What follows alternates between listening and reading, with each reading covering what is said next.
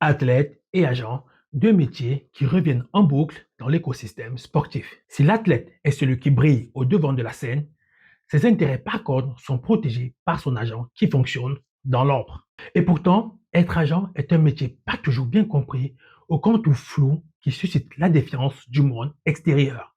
Pour apporter des éléments de lumière, Franck Mariano Ambassa, agent de joueur agréé auprès de la FIFA, nous a accordé une interview.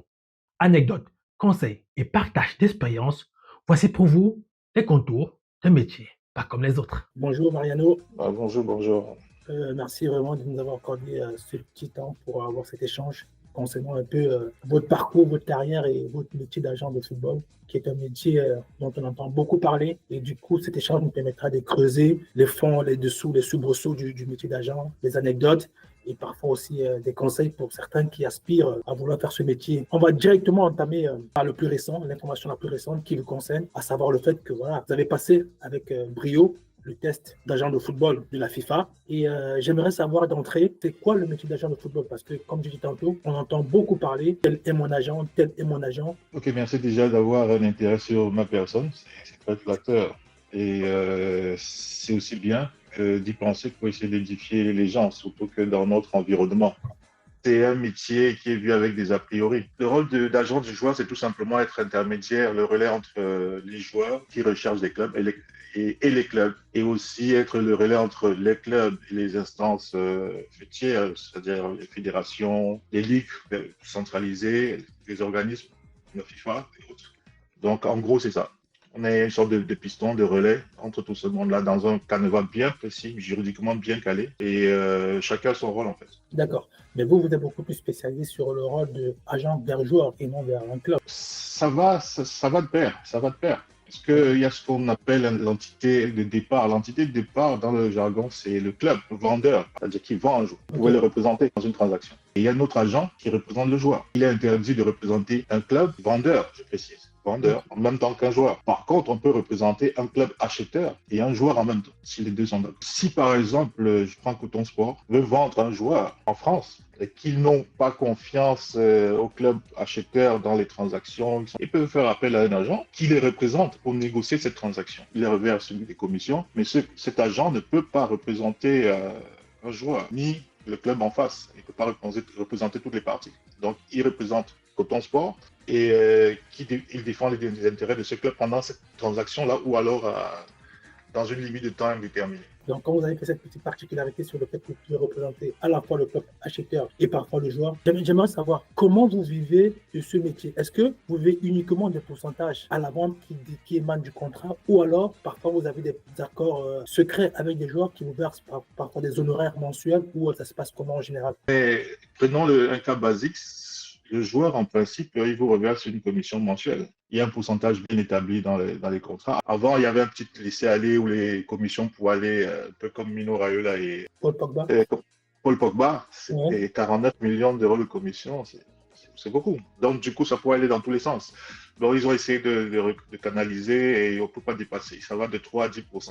Bon, après, il peut y avoir des commissions sur des autres services à part ceux concernant le football, c'est-à-dire liés à la vie privée du joueur. Donc, vous gérez les intérêts parallèlement. Je prends un exemple, vous l'avez installé, je prends en Angleterre et il ne maîtrise pas. C'est vous qui faites ce travail un peu comme son nom de course aussi. Pour résumer, en fait, vous avez un salaire mensuel. Après, par rapport au revenu du joueur. Oui, maintenant, les services extra que vous facturerez naturellement peuvent arriver en plus. Oui. Et en plus de ça, vous pouvez avoir des commissions à la vente. Si vous êtes sous contrat, oui. C'est-à-dire que si vous êtes sous contrat, mais si ça a dépassé les 2 années, enfin, je vais dire, vous avez un contrat, le maximum, c'est 2 ans. Si vous devez, ça se renouvelle pas automatiquement, vous devez refaire un contrat après le 24 mois. Mais s'il a un contrat, lui, vous avez négocié un contrat de plus de 24 mois, vos commissions sont dues. Même s'il a signé 5 ans, par exemple. Pendant les 5 ans, il vous paye. Seulement après les 24 mois, vous devrez renouveler ce contrat. Il n'y a pas de prolongation tacite, non. Donc, ça veut dire que là, vous dites qu'un agent ne peut pas avoir un joueur plus de 24 mois. Non. Parce qu'on entend souvent tel est l'agent de, par exemple, Jorge Mendes qui a eu Ronaldo pendant des années. Ça veut dire que c'était 2 ans renouvelables chaque année. Non, en fait, ça, c'est depuis 2023 que le règlement a été retouché. Avant, il y avait des renouvellements tacites si le joueur n'a pas, je vais dire, résilié dans une période avant avec, on appelle ça, un préavis. Chacun s'arrangeait comme il pouvait. Mais maintenant, il n'y a pas de prolongation automatiquement.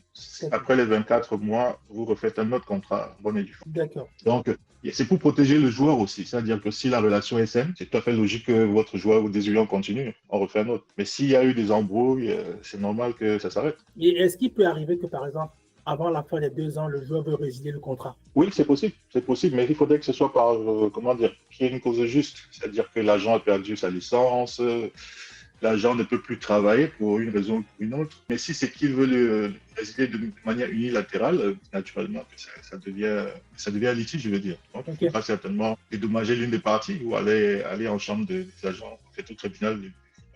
Quels sont les risques associés au métier d'agent? C'est-à-dire que, voilà, quels sont les risques que vous prenez au quotidien quand vous faites ce métier-là? On reste dans le cas du Cameroun. Vous jouez peut-être à Yaoundé. Il y a un joueur dont on vous a parlé à Garoua qui n'a pas les moyens, qui est dans un petit bled perdu.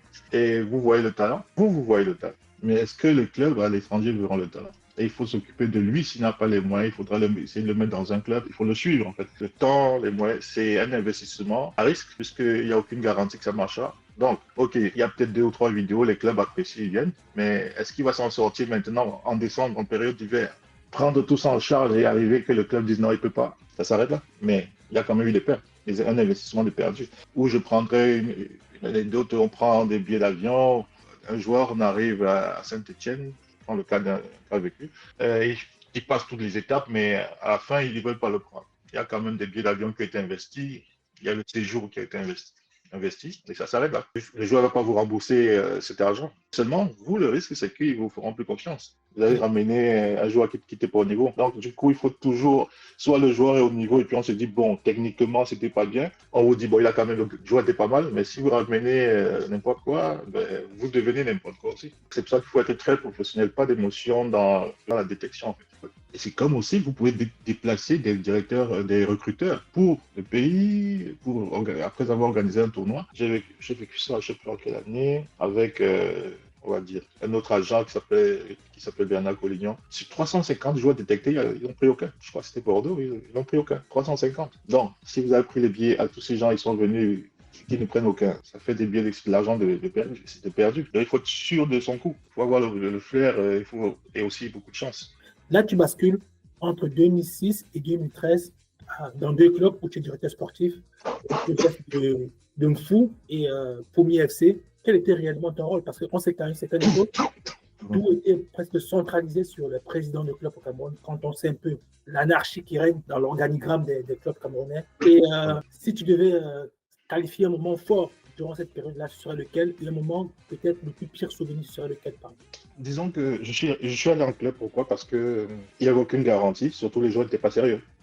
C'est-à-dire qu'on pouvait sortir un joueur de la poussière, de la boue.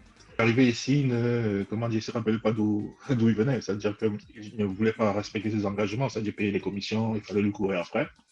Et c'est très dangereux quand vous sortez quelqu'un de la misère et que, en fait, je ne sors pas de la misère, je veux dire, tu lui donnes une chance de sortir de la misère et qu'il arrive dans un environnement où il a l'impression qu'il y était né. Okay. Il pense être l'ami du partenaire chez qui vous l'avez envoyé. Et ici, dans ce milieu, si je vous présente quelqu'un et que vous sentez que cette personne-là et moi, ça passe pas très bien, vous allez chercher à profiter de la relation directement, vous vous connectez directement et c'est ce que les joueurs faisaient.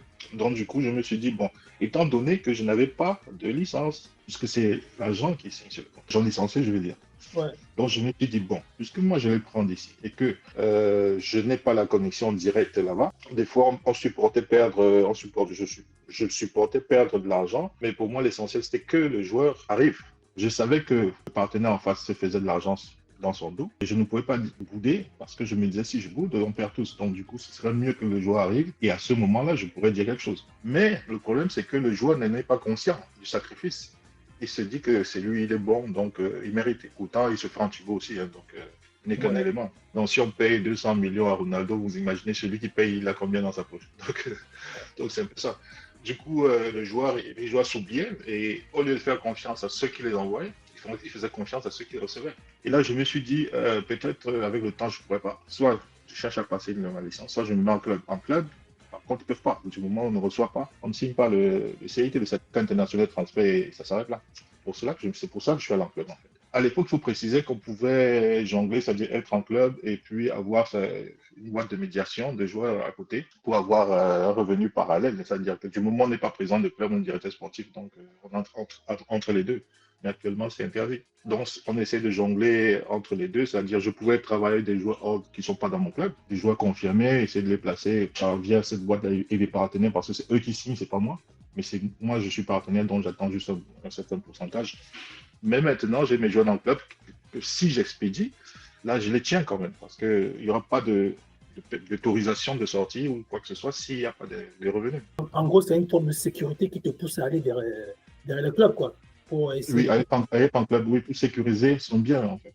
En fait, il y a ce qu'on appelle le certificat international de transfert. Si vous placez un joueur, la fédération qui reçoit le joueur écrit à la fédération du joueur, d'origine du joueur, pour lui dire que, OK, il y a tel club, il y a Bayern qui a acheté votre joueur de Canon de Yaoundé. Est-ce qu'il y a un contrat, il y avait un contrat, est-ce qu'il était libre? Ils regardent, ils voient que non, le joueur est en contrat avec Canon, donc ils doivent dédommager Canon. Et Ouais. si ça ne se fait pas, la fédération ne donne pas de certificat international de transfert. Et vous êtes en sécurité. Donc, tant que vous ne voyez pas un papier qui dit oui, on va vous payer dans les 30 jours, et là, c'est au niveau de la FIFA. À ce moment-là, d'intervenir, c'est ne paye pas. Et là, ils seront sanctionnés. D'accord, donc ça veut dire qu'en étant directeur sportif de ces deux clubs-là, vous êtes chargé de la vente uniquement des joueurs et de l'achat des joueurs, c'est bien ça? Oui, c'est une chaîne, en fait. Et nous sommes au dernier niveau. Quel est votre plus beau souvenir durant ces passages-là, et le plus pire d'ailleurs, dans ce rôle que vous avez occupé? Le meilleur souvenir, c'était ce premier joueur. Et le pire, c'est le même. Parce que c'était la première fois. Et ça s'est passé comme sur des roulettes. C'est-à-dire long séjour direct. Souvent, c'est un mois de test et tout. On a pu avoir un long séjour sport-études directement. Et il était arrivé à Cologne, je crois. Mais Cologne a dit, bon, il sent qu'il aurait du mal à s'intégrer. Et pour la petite histoire, il n'était pas très grand. Je l'ai envoyé en Allemagne. Vous voyez le lien, l'Allemagne, c'est costaud. Et j'allais faire un pari avec mon partenaire. Je lui ai dit, il n'avait jamais vu le joueur, il n'a même pas vu une vidéo. C'était au téléphone et sur Messenger, Yahoo Messenger. Il s'est vendu le joueur sans qu'on l'ait vu. Je lui ai dit, le mec, il arrive, s'il ne signe pas, moi, je te dois 10 000 euros. Il dit, ah là. Je cherche, c'est-à-dire il me dit tu blagues en allemand. Je t'ai dit, il vient, signe pas, je te dois 10 000 euros. Le petit arrive, il m'appelle, mais les petits, ils sont gabarés. Je lui ai répondu exactement comme on dit au Cameroun, c'est au sol. Donc, il m'a dit, ok. 2 jours après, quand je vois son appel, c'est la joie en fait, là, oublié qu'il va pêcher.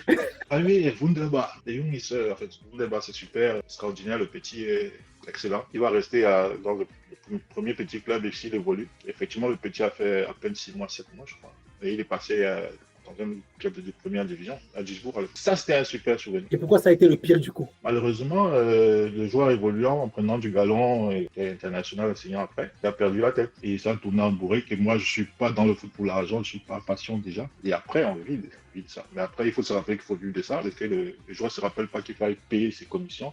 Ça a failli aller dans tous les sens. Mais je me suis dit qu'il faudrait avoir la hauteur. Si on peut en fabriquer un, on peut en fabriquer un deuxième. Et ça s'est fait d'ailleurs. Malheureusement, il n'a jamais payé jusqu'à aujourd'hui, même après, en fin de carrière. Le montant reste dû. Donc, c'est resté à travers la gorge. Pas pour l'argent, mais sur ce manque de reconnaissance. Parce que j'aurais pu me faire l'argent avant que lui-même n'en ait. Vous savez comment ça se passe? Les gens, ils raquettent les familles et tout ça. Je ne l'ai pas fait. D'ailleurs, sa maman le disait tout le temps. Qu'elle n'a jamais vu. Professionnel du début à la fin.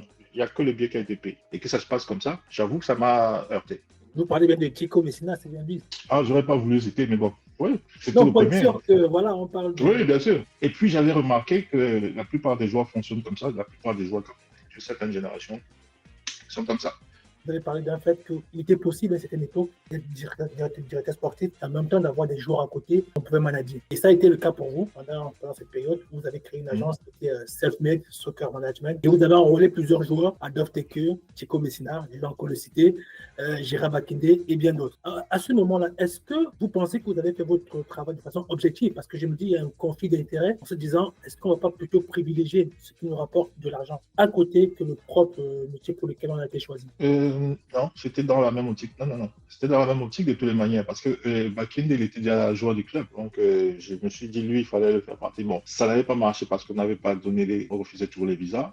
Mais il a eu la chance de sortir par une autre voie. Malheureusement, ça n'a pas été terrible. Et, par exemple, Paolo Etamane était d'abord joueur de mon club.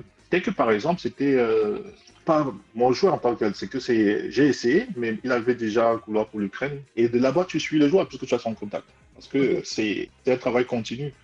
Pendant qu'il joue, son contrat peut se terminer là-bas, il se retrouve en galère. il faut bien l'amener ailleurs. Donc, on reste connecté, on observe. C'est ce qui s'est d'ailleurs passé après leur campagne à la CAN 2009.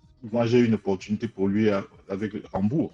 SV Hambourg en Allemagne. Donc, c'est lui-même qui m'a donné le numéro de son directeur. C'est pas un dirigeant avec qui on ne s'est pas entendu parce que les gars, ils demandaient trop d'argent. Et les Allemands trouvaient que le montant qu'ils demandaient, c'était que le n'était pas bon. Mais par contre, pour Tony Kroos, quand même, ils ont quand même vendu à des millions. C'est les réalités des joueurs africains. Donc, du coup, voilà. Et puis, ça n'a pas marché. Et on continue toujours de chercher, jusqu'à ce qu'il arrive, peut-être juste avant Sochaux. Je crois que j'avais un truc pour la Suisse pour lui. Il m'a dit non, j'ai un truc pour Sochaux déjà. Donc, en fait, c'est beaucoup de collaboration. On peut avoir des agents.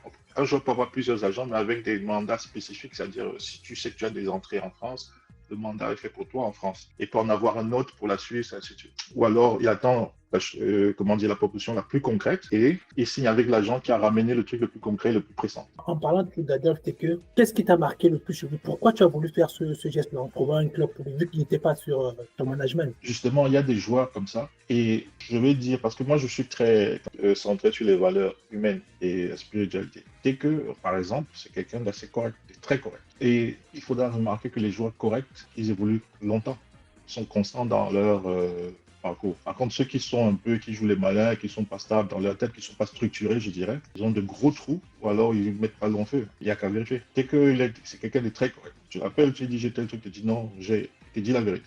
Donc d'autres, te dit oui, vas-y. Et après, il prend plus le téléphone. Je peux en citer à l'appel. Il y en a un, donc j'ai failli déplacer. Failli parce qu'il était en train de couper les billets déjà. Les gens, le directeur sportif de Cologne, pour aller observer un mec qui joue à l'Espérance de Tunis. Pendant ce temps, il me confirme tout. Lui, je suis dans le bus, on est en train d'aller. On voulait le voir jouer à un match de Champions League africaine avec l'Espérance. Pendant qu'on est en train de tout caler, je l'appelle pour une information, il prend plus le téléphone.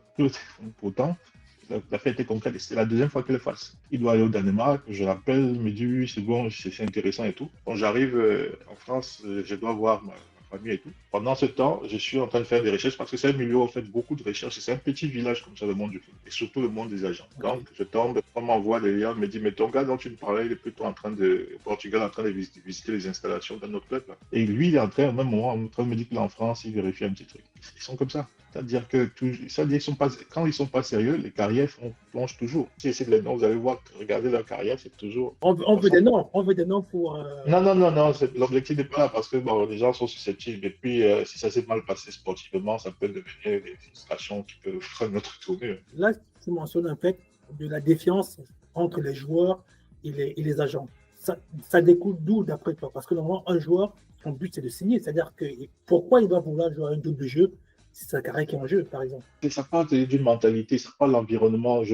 Pour les Camerounais précisément, je dirais que ça part de notre environnement délétère. C'est-à-dire que les joueurs sont tellement misérés dans ce système-là que pour eux, toutes les opportunités sont bonnes pour s'en sortir. Et il faudrait en lâcher aucune. Ce qui fait qu'ils ne font plus la part des choses. C'est-à-dire en prendre une, l'étudier, conclure et la mettre de côté, passer à la suivante. Non. Il faudrait que tout soit reste en suspens et les avoir toutes et pourtant, c'est une erreur stratégique. On ne peut pas signer dans deux clubs à la fois. Un exemple, attends, il y a un joueur de Dynamo récemment qui est allé en Algérie, mais qui avait déjà signé un pré-contrat en Israël.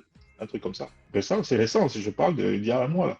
C'est très fréquent parce qu'effectivement, pendant qu'il est dans ces périodes de galère, ils sont prêts à tout, à signer, à s'accrocher à tout. Mais seulement, il ne vérifie pas si on est en train de l'entuber. Et maintenant, quand il trouve un truc de concret, quand même, l'USMA, l'USM Alger, c'est un grand club, c'est en fait en Algérie. Et il arrive, et après, on a encore dit, mais tu as signé déjà dans tel petit club en Israël. C'est-à-dire que non seulement ça décrédibilise le footballeur camerounais en général, l'image du pays, l'image du championnat, l'image du sérieux. Et peut-être on arrivera là-dessus, je parlerai plus tard pour l'image qu'on a du football camerounais en ce moment, partout à cause de ce genre d'attitude. C'est compliqué, mais c'est une réalité. Mais ça part du fait que je pense que ça part de la misère. On n'a pas préparé les enfants à être professionnels dès la base. Là, tu parles de Mino Raiola, il y a Georges Mendes, c'est des grands noms du métier d'agent qui dominent vraiment le marché. Maintenant, toi, à ta petite sphère, est-ce que déjà tu ne vis uniquement que de ce métier-là? Et à côté, quelle a été la plus grosse vente de joueurs que tu as effectuée et en termes de pourcentage? Non, je vais être clair directement, jamais effectué de grosses ventes. Parce que grosse vente, ça veut dire que tu traites avec des joueurs confirmés. Et moi, généralement, je gérais des joueurs, des débutants, des non-nés, c'est-à-dire des jeunes avec un potentiel. Il y aura rarement un joueur sortant du terroir, c'est-à-dire des bas-fonds. Ouais. Et je n'ai jamais pris un joueur de première division. C'est toujours des joueurs là, chaque fois que j'en ai pris, c'était des joueurs régionaux. Tous les joueurs dont je te parle, jusqu'à un certain moment, c'était des joueurs, on va dire, niveau régional au Cameroun. Donc, deux, trois, purement amateurs. Donc, du coup, tu ne vas pas signer 50 millions d'euros avec eux. C'est dans le temps, c'est s'ils évoluent, s'ils évoluent. Mais bon, disons que s'il fallait mettre un barème, le montant le plus haut, c'était avec, comment ça s'appelle, Jules Baga, attaquant, pour l'Ukraine, et bon, équivalent avec un autre qui s'appelle Tamé, Tamé, du côté de l'Espagne. Et lui, c'est dans le temps, par contre, parce que lui, il a été constant, discipliné. Certes, il n'a pas joué en D1, mais pour une cause de maladie, mais dans toutes les divisions où il a joué, il était constant. Et c'était un revenu constant. Donc, entre prendre 10 000 premiers jours et prendre 100 francs sur 30 ans, c'est clair.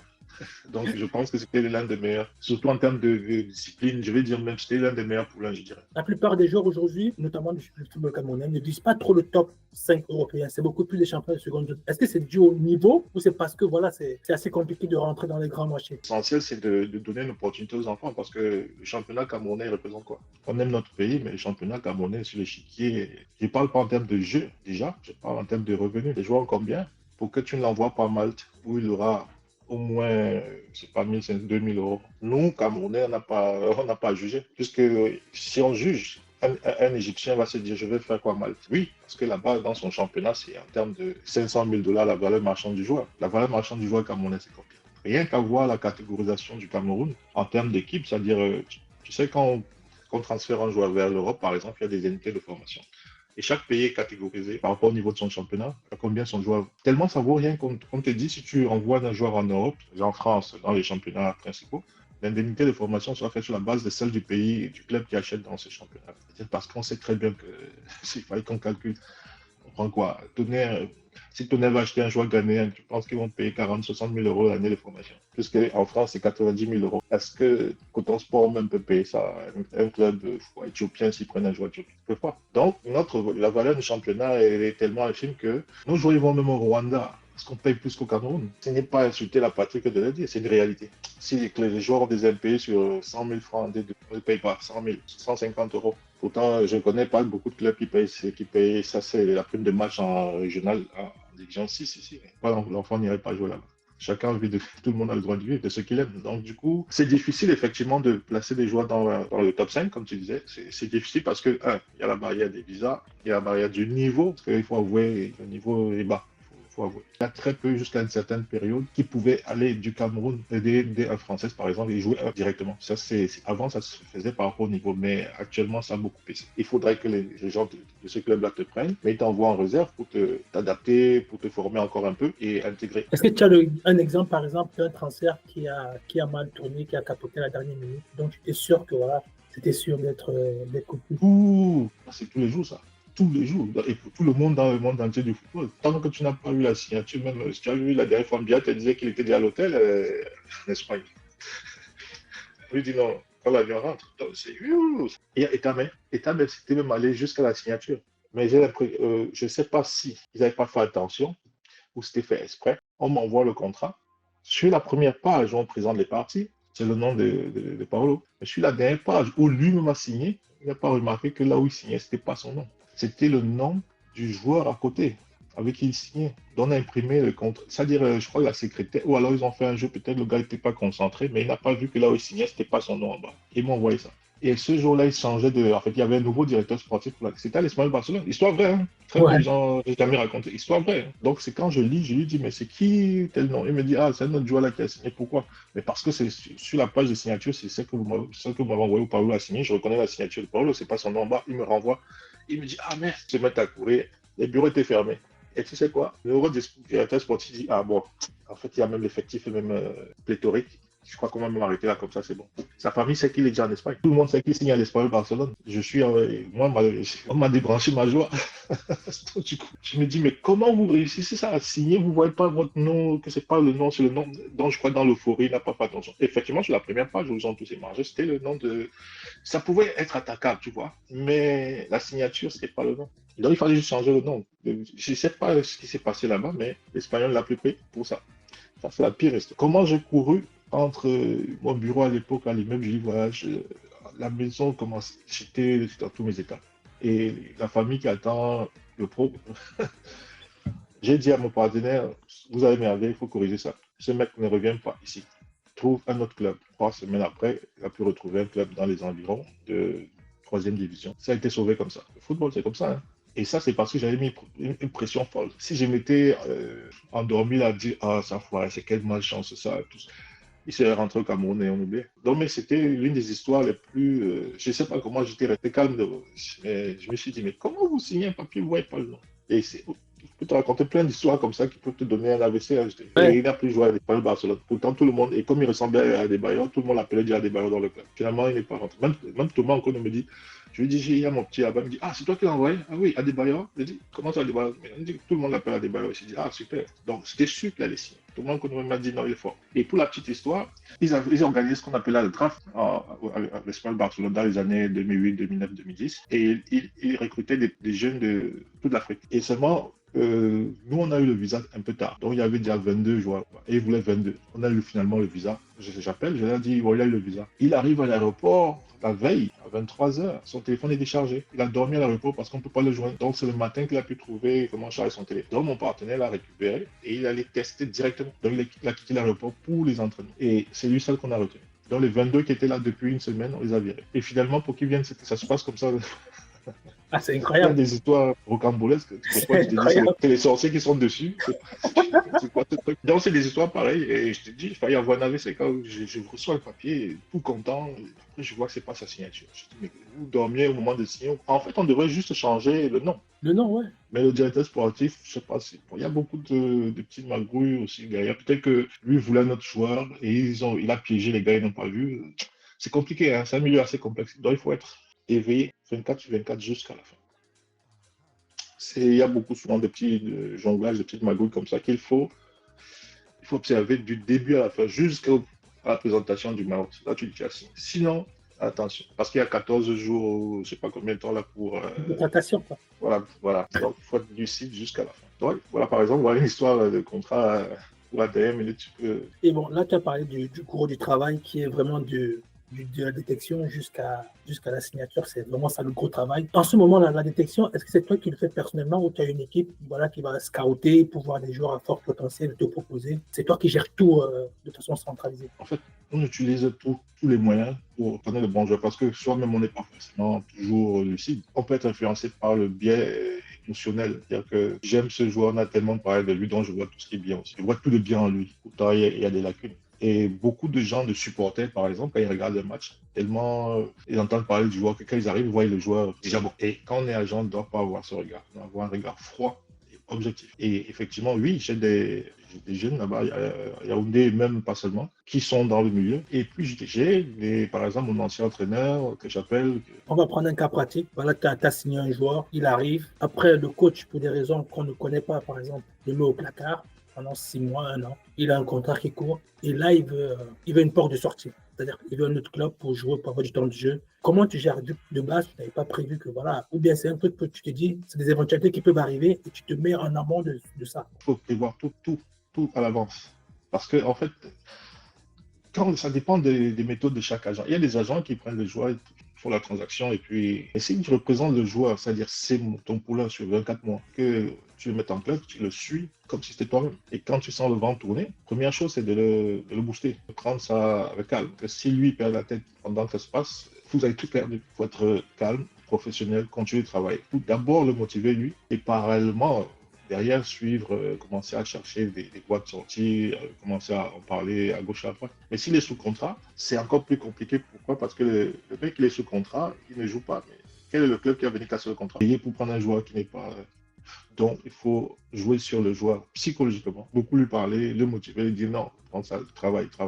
Mais c'est maintenant l'approche. Si à un certain temps, il n'a pas, disons, si en fin de saison, il a moins de 10 matchs, prenez la décision, soit faire une rupture de contrat pour juste cause, pour avoir, juste cause sportive, pour avoir fait moins de 10% des matchs de la saison et tu le libères, vous vous libérez, vous va chercher ailleurs. Aussi, il y a assez de revenus et que vous n'êtes pas certain de prendre l'argent ailleurs. Je te prendrais le cas de Chancel Bemba, qui à Marseille préférait rester tranquille parce qu'il sait qu'il a quand même 500 000. Donc, je crois que c'est 500 000, un truc comme ça. Ouais, c'est l'un des plus gros salaires. Tu fais quoi? Tu résilies? Non, garde tes 500 000, sûr. Mais tu travailles en te disant, de toutes les manières, j'ai un CV respectable. Ça dépend du profil du joueur, ça dépend. Et le profil du joueur, la réalité, c'est un ensemble de choses qu'il faut bien analyser pour pouvoir gérer la situation. Moi, si je suis l'agent de Chancel, on reste. Même si on ne joue pas, il n'y a pas de problème. Donc, il faut valider tous ces salaires-là parce qu'ailleurs, personne n'est sûr de te les payer. Ça dépend du profil du joueur. Si c'est un joueur qui a besoin d'être dans un club pour remplir son CV, déjà, c'est-à-dire que je joue au PSG, même si je ne joue pas. En sortant du PSG, tu es plus intéressant qu'un joueur qui jouait à Nîmes, je sais pas,